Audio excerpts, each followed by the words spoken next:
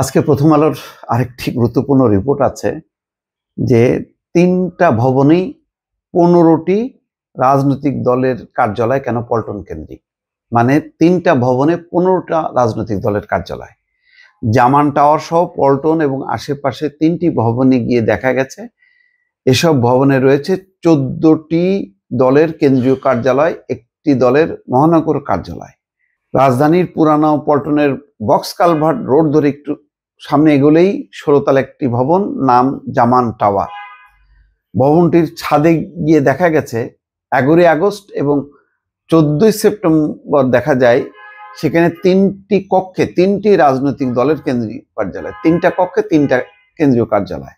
এগুলি হচ্ছে national labour party, জনতার অধিকার পার্টি, দেশ বাঁচাও মানুষ বাঁচাও আন্দোলন, রয়েছে জাতীয় গণতান্ত্রিক পার্টি জাকপার মহানগর কার্যালয়। ভবনটির 6ষ্ঠ তলায় রয়েছে আরেকটি দলের কার্যালয়, নাম আম জনতার দল।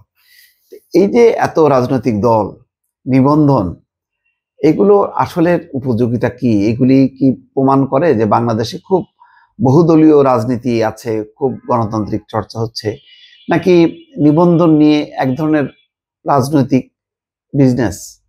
এমনিতেই রাজনীতি সম্পর্কে মানুষের ধারণা কম বা ধারণা ভালো না, স্বচ্ছ ধারণা নেই। সেটা বড় দলের ক্ষেত্রেও তাই, আর ছোট ছোট দলগুলির ক্ষেত্রে তারা মনে করে যে এগুলি একটা চাঁদাবাজির প্রতিষ্ঠান। আসলে সুস্থ ধারার গণতান্ত্রিক রাজনীতি যদি থাকতো তাহলে হয়তো এত দলের দরকার পড়তো না। যখনই অস্বচ্ছ রাজনীতি থাকে দেখবেন যে তখন এরকম গিজগিজ করে। কোনো কোনো এলাকায় দেখবেন রাজধানীর যে কোচিং সেন্টারের ছড়াছড়ি, এক একটা বিল্ডিং অসংখ্য কোচিং সেন্টার।